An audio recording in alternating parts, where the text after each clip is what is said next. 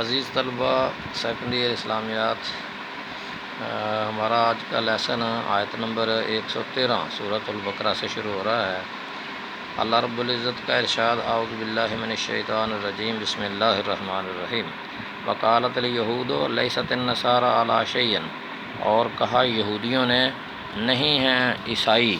علی شیء کسی چیز پر۔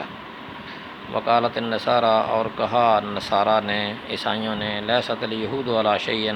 نہیں ہیں یہودی کسی چیز پر، مراد کسی دین پر۔ وہم یتلون الکتاب، اور وہ کتاب کی تلاوت کرتے ہیں۔ کذالک، اسی طرح، قال الذین، کہا ان لوگوں نے، لا یعلمون، جو نہیں جانتے، مثل قولہم، انہی کی بات کی مانند۔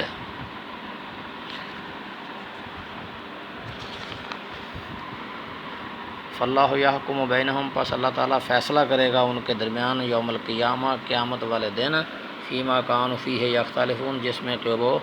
اختلاف کرتے تھے۔ تو یہ آیت نمبر 113 جو ہے، اس میں یہ بات بیان کی جا رہی ہے کہ یہودی جو تھے وہ عیسائیوں کو بے دین کہتے، اور عیسائی جو تھے وہ یہودیوں کو بے دین کہا کرتے تھے، حالانکہ وہ کتاب پڑھتے تھے۔ یہودیوں کے پاس تورات تھی اور عیسائیوں کے پاس انجیل، اور اس میں ایک دوسرے کی تصدیق موجود ہے۔ اسی طرح سے ان لوگوں نے کہا جو نہیں جانتے، ان سے مراد لا یعلمون سے مراد عرب کے کافر جو اپنے دین کے سوا جملہ دیان کو باطل سمجھتے تھے، حالانکہ ان کا خود اپنا دین جو ہے وہ شرک و بت پرستی تھا، اور وہ حضرت نبی کریم صلی اللہ علیہ وسلم کو صابی یعنی بے دین اور کہتے۔ اہل کتاب کے جہلاء بھی مراد ہو سکتے ہیں، اور یہود و نصارہ کے علماء پر بھی طنز ہو سکتا ہے کہ یہ جہلوں جیسی باتیں کرتے ہیں۔ اسی طرح اسی آیت میں اللہ تعالیٰ نے فرمایا، فاللہ یحکم بینہم یوم القیامہ، اللہ ان کے درمیان قیامت والا دن فیصلہ فرمائے گا، جس میں کہ یہ فیما کانوا فیہ یختلفون، جس میں کہ یہ اختلاف کرتے تھے۔ اس آیت کا شأن نزول بیان کرتے ہوئے حضرت ابن عباس رضی اللہ عنہ فرماتے ہیں کہ وفد نجران کی آمد پر حضرت صلی اللہ علیہ وسلم کی مجلس میں چند یہودی علماء بھی جمع ہو گئے، اور ان کا آپس میں جھگڑا شروع ہو گیا۔ ہر ایک گروہ نے دوسرے کی کتاب اور نبی کی تکذیب کی۔ اس پر یہ آیت نازل ہوئی، اور ان کا باہمی تعصب اور عناد اس حد تک بڑا ہوا ہے کہ وہ ایک دوسرے پر کفر کا فتویٰ لگاتے ہیں، حالانکہ یہ تعلیم یافتہ ہیں، اور ہر فرقے کی کتاب میں دوسرے کی تصدیق موجود ہے۔ ابن کثیر، نہایت افسوس ہے کہ آج کل امت محمدی میں گروہ بندی کا یہ عالم ہے کہ سب قرآن کی تلاوت کرتے ہیں اور ایک دوسرے پر کفر کا فتویٰ لگاتے ہیں۔ راضی۔ اس کے بعد اس سے اگلی آیت، ومن اظلم ممن منع مساجد اللہ، اور کون شخص زیادہ ظالم ہے ان لوگوں سے جو روکے اللہ کی مسجدوں سے، اس شخص سے جو روکے اللہ کی مسجدوں سے، ان یذکر فیہا اسمہ، کہ اس میں اس کا اللہ تعالیٰ کا نام لیا جائے، وسعی فی خرابہا، اور اس کو ویران کرنے کے لیے کوشش کرے۔ اولئک، یہی وہ لوگ ہیں، ما کان لہم، نہیں ہے ان کے لیے، ان یدخلوہا، لائق تو یہی تھا کہ وہ داخل ہوتے اس میں، الا خائفین، مگر ڈرتے ہوئے، لہم فی الدنیا خزی، ان کے لیے دنیا میں رسوائی ہے، ولہم فی الآخرۃ عذاب عظیم، اور ان کے لیے آخرت میں بڑا عذاب ہے۔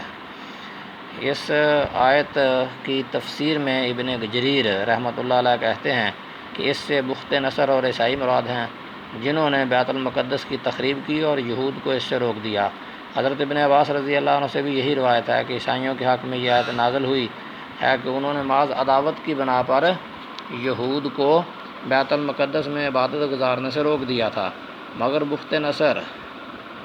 کا زمانہ حضرت عیسیٰ علیہ السلام سے 633 سال قبل کا ہے، پھر وہ اور ان کے مددگار عیسائی کیسے مراد ہو سکتے ہیں؟ المنار الجساس، لہذا اس سے مراد یا تو وہ عیسائی ہو سکتے ہیں جنہوں نے نطوس یا تینتوس رومانی کے ساتھ مل کر بنی اسرائیل سے جنگ کی اور بیت المقدس کو ویران کیا، اور یا یہ آیت جو ہے وہ مشرکین مکہ کے حق میں نازل ہوئی، جنہوں نے حضرت صلی اللہ علیہ وسلم اور صحابہ کرام رضی اللہ عنہم کو عمرہ سے روک دیا تھا، جس کے نتیجہ میں صلح حدیبیہ ہوئی، اور کسی مسجد میں لوگوں کو عبادت سے روکنا اس کو ویران کرنے کے مترادف ہے۔